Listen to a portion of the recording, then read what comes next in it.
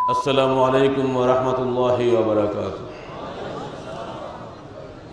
अल्हम्दुलिल्लाहि वहदह वस्सलातु वस्सलामु अला मन ला नबिय्य बअदह व बअद। फ़क़द क़ाल अल्लाहु तआला फ़िल कलामिल मजीद फ़अऊज़ु बिल्लाहिस समीइल अलीम मिनश शैतानिर रजीम। बिस्मिल्लाहिर रहमानिर रहीम। शरअ लकुम मिनद्दीन मा वस्सा बिहि नूहन वल्लज़ी अवहयना इलैका वमा वस्सैना बिहि इब्राहीम व मूसा व ईसा अन अक़ीमुद्दीन वला ततफ़र्रक़ू फ़ीहि। कबुर अलल मुश्रिकीन मा तदऊहुम इलैहि अल्लाहु यज्तबी इलैहि मन यशाअ व यहदी इलैहि मन युनीब।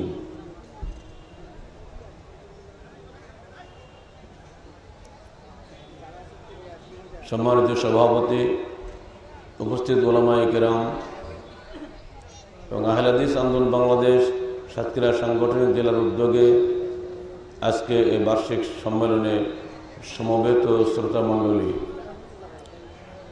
সর্বাগ্রে আমরা আল্লাহ পাকের শুকরিয়া আদায় করছি, যিনি তার অশেষ মেহেরবানিতে আজকে কালবৈশাখীর মধ্যে সাতক্ষীরার এই সম্মেলনকে এ পর্যন্ত সুষ্ঠুভাবে পরিবেশ বজায় রাখার জন্য আমাদের প্রতি মেহেরবানি করেছেন। তার জন্য সবাই অন্তর খোলা শুকরিয়া আদায় করে বলবো আলহামদুলিল্লাহ, আলহামদুলিল্লাহ। রাসূলুল্লাহ সাল্লাল্লাহু আলাইহি সাল্লাম বলছেন, যদি বান্দা একবার আলহামদুলিল্লাহ বলে তাহলে এই পৃথিবী এবং আসমানের মধ্যকার পুরো ফাঁকা স্থানটি আল্লাহ পাক তার আমলনামায় নেকি দিয়ে ভরে দেন। আবারও বলুন আলহামদুলিল্লাহ। যদি বৃষ্টি আসতো কি আমরা ঠেকাতে পারতাম? মাগরিবের আগে যে ধাক্কাটা গেল, কোথায় এখন সে ধাক্কা কিন্তু নাই। সারা দেশে প্রচুর ঝড় বৃষ্টি হচ্ছে। গত রাতেই 34 জন ভাই নিহত হয়েছেন বজ্রপাতে। আজকে পত্রিকা দেখছেন আপনারা নিশ্চয়ই সবাই।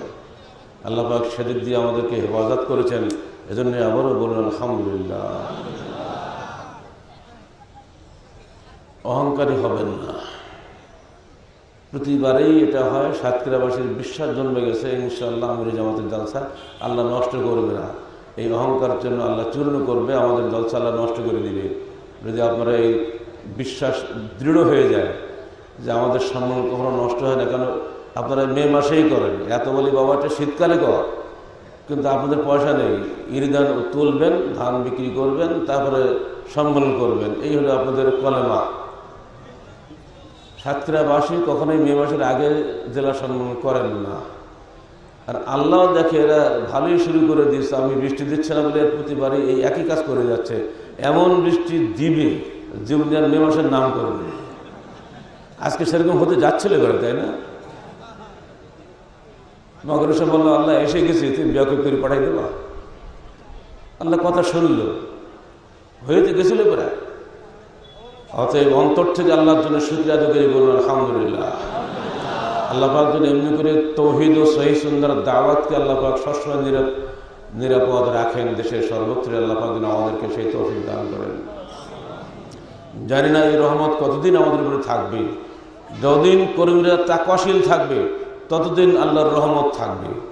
যখনই কর্মীরা অহংকারী হবে, দুনিয়াদার হবে, স্বার্থপর হবে, তখন আল্লাহর রহমত উঠে যাবে। সাবধান কর্মী ভাইরা, আন্দোলন, যুব সংঘ, সোনামণি, মহিলা সংস্থা, কোনো পর্যায়ের কোনো কর্মী যেন আল্লাহ ভীরুতা থেকে ডাইনে বামে যাবেন না। এমন কোনো কাজ করবেন না যাতে নেকি নেই। যাতে নেকি আছে সে কাজ করবেন, যাতে নেকি নেই সে কাজ ছাড়বেন। যে কাজে আল্লাহ খুশি হয় সে কাজ করবেন, যে কাজে শয়তান খুশি হয় সে কাজ ছাড়বেন। এই ছোট্ট ছোট কথাগুলো মনে থাকবে। না খেয়ে 3 দিন থাকবেন কিন্তু হারাম খাবেন না, পারবেন? না খেয়ে থাকেন কিন্তু হারাম খাবেন না। যে কোনো মূল্যে নিজের পেটটাকে হালাল পেট করে দুনিয়া থেকে বিদায় হওয়ার চেষ্টা করবেন। হৃদয়ের কন্দরে যখনই অহংকার বুদ্ধ ঢুকবে, সঙ্গে সঙ্গে বাম দিকে 3 বার থুক মেরে আউযুবিল্লাহ এরকম শয়তানুর রাজিম বলে থুক মেরে অহংকারকে বের করে দেবেন নিজের দেহ থেকে। ইনশাআল্লাহ আপনি ভালো থাকবেন।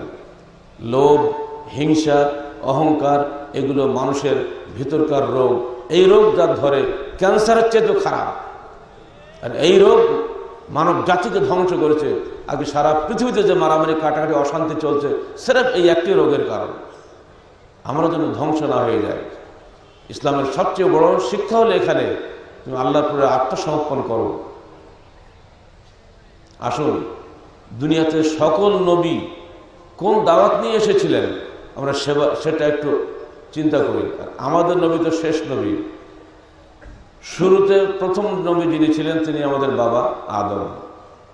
যখন আল্লাহ পাক তাকে জান্নাত থেকে নামিয়ে দিলেন, আল্লাহ পাক তাকে বললেন, দেখো কুলনা হাবিতু মিনহা জামিয়ান ফাইম্মা ইয়াতিয়ান্নাকুম মিন্নি হুদান ফামান তাবিআ হুদায়া ফালা খাউফুন আলাইহিম ওয়ালা হুম ইয়াহজানুন ওয়াল্লাযীনা কাফারু ওয়া কাযযাবু বিআয়াতিনা উলাইকা আসহাবুন নার হুম ফিহা খালিদুন। সূরা বাকারা পড়ে দেখুন। আমাদের বাবাকে যখন জান্নাত থেকে নামিয়ে দেওয়া হলো, আল্লাহ পাক তাকে বললেন, তোমরা নেমে যাও জান্নাত থেকে, ভয়ের কোনো কারণ নাই। যখন তোমাদের কাছে আমার পক্ষ থেকে কোন হেদায়েত আসবে, ওহীর বিধান আসবে, তখন ফামান তাবিআ হুদায়া, যে ব্যক্তি আমার প্রেরিত হেদায়েতের অনুসরণ করবে, ফালা খাউফুন আলাইহিম ওয়ালা হুম ইয়াহজানুন, তার কোনো ভয়ের কারণ নাই, তার কোনো চিন্তার কারণ নাই। ওয়াল্লাযীনা কাফারু ওয়া কাযযাবু বিআয়াতিনা, কিন্তু যারা আমার এই হেদায়েতকে অস্বীকার করবে এবং মিথ্যা মনে করবে, উলাইকা আসহাবুন নার হুম ফিহা খালিদুন, তারা হবে জাহান্নামের অধিবাসী এবং সেখানে তারা চিরকাল থাকবে। বাবা আদমকে জান্নাত থেকে বিদায় করার সময় আল্লাহ পাক যে বক্তব্য তাকে দিয়েছিলেন, আদম সন্তান হিসেবে আমাদের প্রত্যেকে সেটা জানাবার জন্য কি আদম সন্তান বলছি, কিন্তু আমি আহলে হাদিস হানাফি মুসলমান অমুসলমান কোনো ব্যাপার না, প্রত্যেকটা আদম সন্তান আমার ভাই। প্রত্যেকেই একই রকম দেহ নিয়ে আমরা দুনিয়া বসবাস করি। প্রত্যেকের খুঁততে বসার বিষয়টা রয়েছে। সবারই সমস্যা একই, সবারই সমাধান একই, কারণ আমরা একই ব্লাডের তৈরি, একই সৃষ্টিকর্তা থেকে আমরা সৃষ্টি হয়েছি। সেই আল্লাহর বিধান হচ্ছে এই, যখন আমার পক্ষ থেকে কোনো হেদায়েত যাবে, যখন তারা অনুসারী হবে, তাদের কোনো ভয়ের কারণ নেই। যারা সেই হেদায়েত অস্বীকার করবে এবং মিথ্যা মনে করবে, তাদের জন্য জাহান্নাম নির্ধারিত থাকবে। এই আয়াত শুধুমাত্র কোনো একটি দলের উদ্দেশ্যে নয়, একজন ব্যক্তির উদ্দেশ্যে নয়, বিশ্ব মানবতার জন্য। সাতক্ষীরাবাসী যারা বসে আছেন এখানে, যিনি যে দল মত ও বর্ণের ব্যক্তি হন না কেন, প্রত্যেকেই আমরা ভাই, কারণ আমাদের বাপ মা এক, ঠিক না? আদম সন্তান হিসেবে এক নয় কি আমরা? পার্থক্য কোথায় গিয়ে? ওই যে পার্থক্যটা আল্লাহ পাক বলে দিচ্ছেন, আমার হেদায়েতের যে অনুসরণ করবে তার কোনো ভয় নেই। হেদায়েতের যারা অনুসরণ করেছে তারা মুসলিম, সেই হেদায়েতের যারা অনুসরণ করেনি, অস্বীকার করেছে, তারা অমুসলিম। কথা কিন্তু খুব সংক্ষেপ, তাই না? মুসলিম যদি সত্যিকার অর্থে হওয়া যায়, আলহামদুলিল্লাহ আমরা জান্নাতে থাকবো। আর যদি আমরা কাফের হয়ে যাই, অর্থাৎ অস্বীকারী হয়ে মিথ্যাবাদী হয়ে যায়, আল্লাহর বাণীকে মিথ্যা মনে করি, এমনকি মুসলিম হওয়ার পরও যদি কপট মুসলিম হই, তাহলে আমরাও কিন্তু ওই জাহান্নামীদের সঙ্গে থাকবো। আমাদের বাঁচার কোনো উপায় নেই। শুধু বিশ্বাস দিয়ে মুক্তি পাওয়া যাবে না, শুধু আমল দিয়ে মুক্তি পাওয়া যাবে না, আমল এবং বিশ্বাস দুটোকে একত্রিত হতে হবে। এরপরে আল্লাহর রহমত লাগবে। সব ঠিক আছে, 2 2 4 সবই ঠিক আছে, এরপরও আপনি দেখছেন আমার ছেলে ফেল করেছে, কিচ্ছু করার নাই। যেসব ছেলেগুলি ফেল করবে তারা অনেকে A+ পেয়েছে, আর যে ছেলে অবশ্যই A+ পাবে সে দেখা যাচ্ছে A+ পায়নি। তকদির আখেরে সর্বশেষে তকদির বিজয়ী হবে, এখানে আপনার আমার কিছুই করার নাই। এটা হলো বাবা আদমের খবর।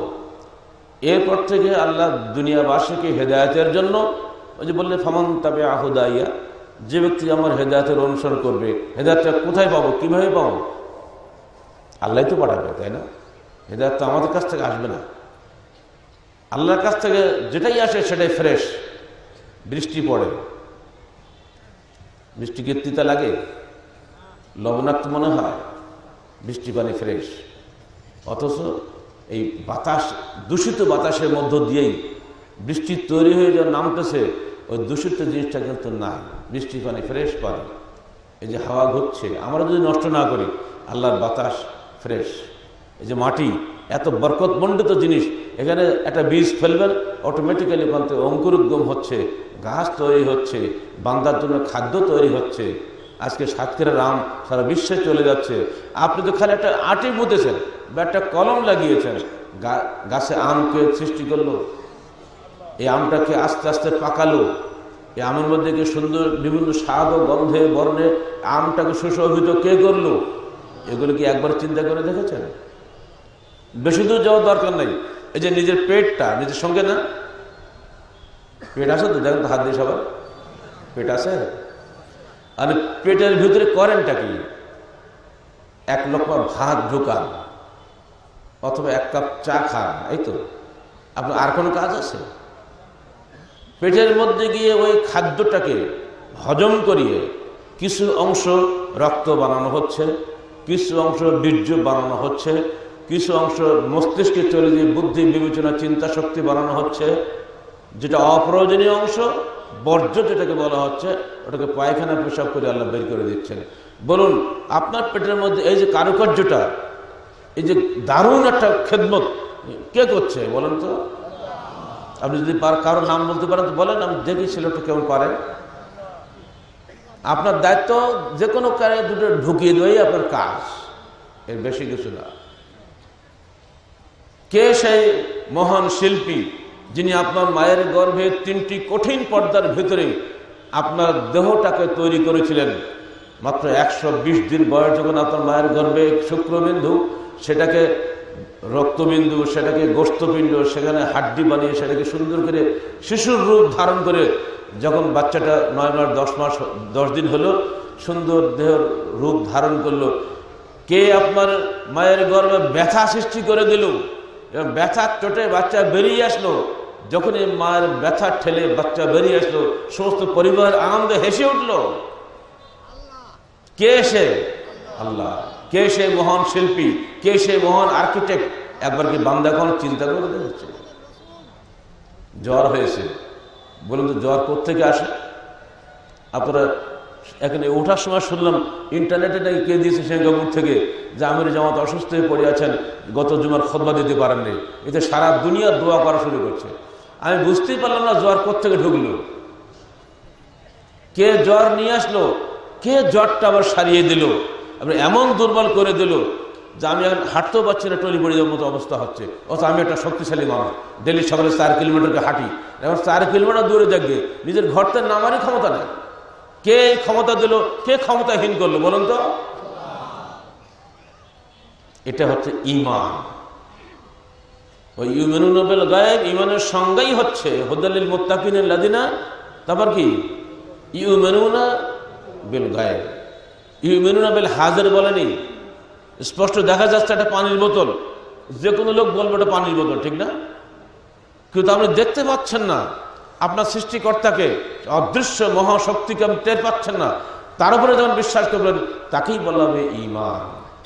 দৃশ্যমান বস্তুকে বিশ্বাস করার নাম ঈমান নয়, অদৃশ্য বিশ্বাসটাই হলো ঈমান।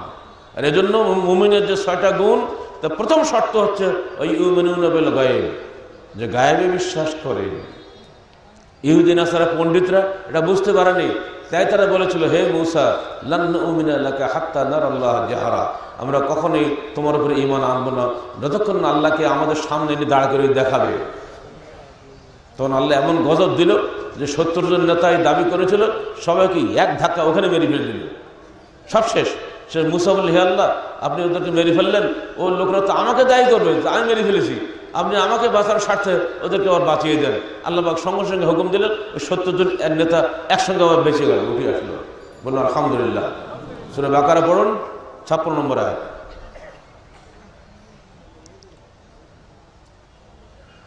আল্লাহকে প্রত্যক্ষ দেখার ধৃষ্টতা দেখিয়ে ইহুদি নাসারা মখদুব হয়েছে, নাসারারা দল্লিল হয়েছে।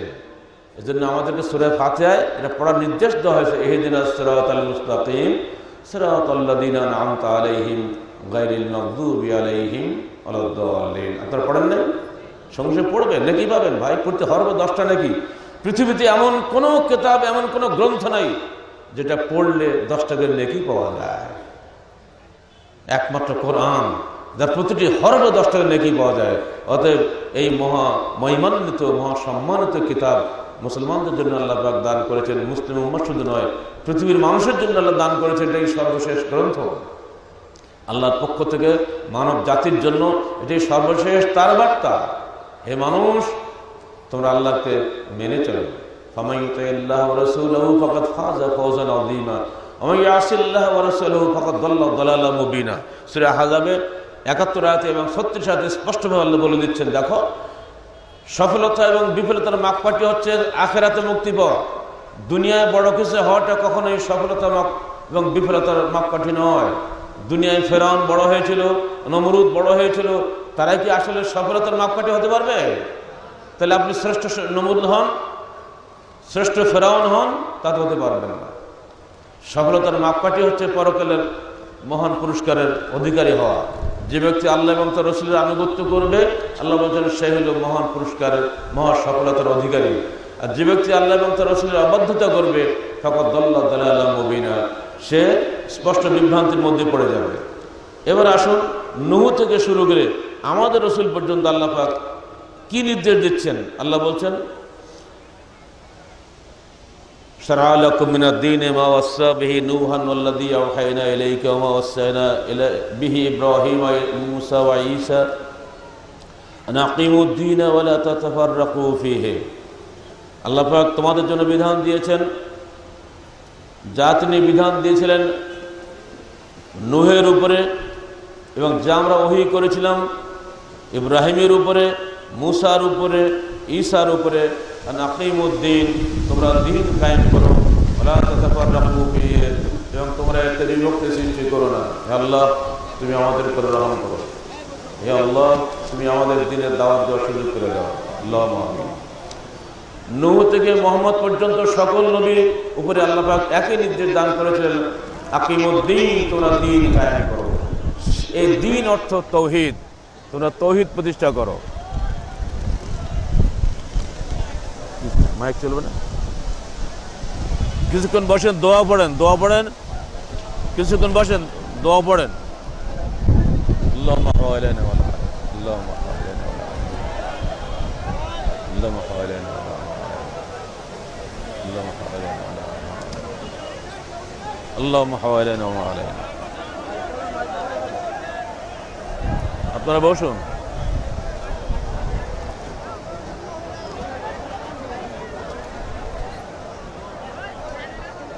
মাইকটা চলেন ভাই, ব্যাটারি নেই? মাইকি ব্যাটারি নেই? মাইকি ব্যাটারি নেই?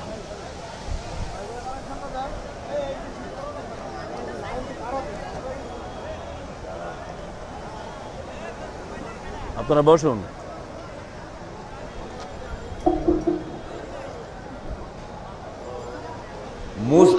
নূহ আলাইহিস সালাম থেকে মুহাম্মদ রাসূলুল্লাহ সাল্লাল্লাহু আলাইহি ওয়াসাল্লাম পর্যন্ত 1,24,000 পয়গম্বর, সকলের কাছে আল্লাহ পাক একটাই নির্দেশ দিয়েছেন, আকিমুদ্দিন, তোমরা দিন কায়েম করো। এই দিন অর্থ তাওহীদ, অর্থাৎ আল্লাহর আনুগত্য, আল্লাহর একত্ব তোমরা প্রতিষ্ঠা করো সমাজে। মানুষ যেন আল্লাহকে ছেড়ে শয়তানের উপাসনা না করে। সকল নবী সেই কাজই করে গিয়েছেন। আল্লাহ বলছেন, এই তো ওয়ালা তাতাফাররাকু ফীহি, এই ব্যাপারে তোমরা যেন মতভেদ করো না। মনে রেখে তো, কাফারা আলাল মুশরিকিনা মা তাদউহুম ইলাইহি, মুশরিকদের উপরে এটা খুবই কঠিন। তোমরা তাদেরকে দাওয়াত দিচ্ছ আল্লাহর দিকে, এই বিষয়টি মুশরিকদের নিকটে খুবই কঠিন। আল্লাহু ইয়াস্তাবি ইলাইহি মান ইয়াশা, আল্লাহ যাকে খুশি মনোনীত করেন, ইয়াহদি ইলাইহি মান ইউনিব, যাকে খুশি তিনি আল্লাহর প্রতি অনুগত করেন। ওমা তাতাফাররাকু ইল্লা মিন বাদি মা জাআহুল ইলমু বাগিয়াম বাইনাহুম, কিন্তু পরবর্তীকালে মানুষ আল্লাহর এই হুকুম মানে নেই, তারা বাগাওয়াত করে, বিদ্রোহ করে, অবাধ্যতা করে, এলেম আসার পরেও, অর্থাৎ আল্লাহর বিধান, ওহির বিধান আসার পরেও তারা বাগাওয়াত করে এখানে বিভক্তি সৃষ্টি করেছে। ওয়ালাউলা কালিমাতুন সাবাকাত মির রাব্বিকা ইলা আজালিন মুসাম্মা লাকুদিয়া বাইনাহুম, যদি আল্লাহ পাক তাদেরকে নির্দিষ্ট মেয়াদকাল পর্যন্ত রাখার সিদ্ধান্ত না নিতেন, তাহলে তাদের ব্যাপারে আল্লাহ গজবের সিদ্ধান্ত নিয়ে নিতেন। ইন্নাল্লাযিনা উরসিল কিতাবা মিন বাদিহিম লাফি শাক্কিম মিনহু মুরিব, পরবর্তীকালে যারা এই বিষয়ে কিতাব পেয়েছিল, অর্থাৎ ইহুদি নাসারা, তারা শাক্কিম মুরিব, স্পষ্ট সন্দেহের মধ্যে নির্বচিত হয়ে গিয়েছিল। আল্লাহ বলছেন তুমি দুঃখ করো না, ফালিযালিকা ফাদউ ফাস্তাকিম কামা উমিরতা। হে মুহাম্মদ সাল্লাল্লাহু আলাইহি সাল্লাম, তুমি দুঃখ করো না, তোমাকে যা নির্দেশ দেওয়া হয়েছে সেটা তুমি দাওয়াত দিয়ে যাও।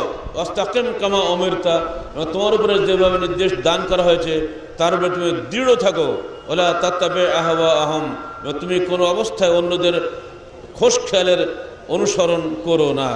অকুল আমানতু বিমা আনজালাল্লাহু মিন কিতাব, তুমি বলো আমি ঈমান এনেছি আল্লাহর পক্ষ থেকে যে কিতাব নাজিল হয়েছে তার উপরে।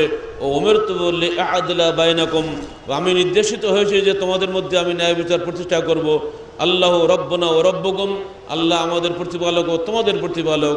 লানা আমালুনা ওয়া লাকুম আমালুকুম, আমাদের জন্য আমাদের আমল, তোমাদের জন্য তোমাদের আমল।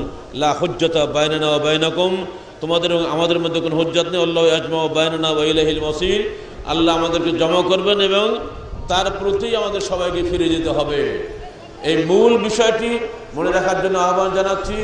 তৌহিদ প্রতিষ্ঠা করা, একামতের দিন অর্থই হচ্ছে একামতের তৌহিদ। এইখানে গিয়ে অন্যরকম ব্যাখ্যা করেই আজকে মুসলমানদের মধ্যে সমস্যা ঘটে গেছে।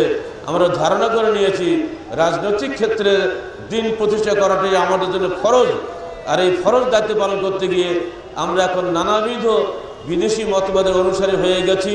ফলে মানুষ এখন বিদেশি চক্রান্তে হোক বা নিজস্ব বুঝের ভুলের কারণে হোক চরমপন্থী হয়ে গেছে।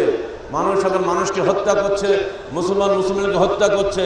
তাদের ধারণা মতে আমাদের প্রত্যেকেই রাজনীতি করতে হবে, প্রত্যেকের রাজনৈতিক ক্ষমতায় ইসলাম প্রতিষ্ঠা করতে হবে। এই ভুল ধারণার কারণে আমাদের অনেক ক্ষতি হয়ে যাচ্ছে। সবাইকে আহ্বান জানাবো, ইসলামের তৌহিদের মূল দাওয়াত যেন ভুল না হয়। জীবনের সর্বক্ষেত্রে যিনি যে ক্ষেত্রে চলাফেরা করছেন সেই ক্ষেত্রে আল্লাহর একত্র প্রতিষ্ঠা করার জন্য সাধ্যমতো চেষ্টা করবেন এবং চলার পথে থাকবে কোরআন এবং সহিহ হাদিস, আল্লাহর প্রেরিত ওহীর বিধান।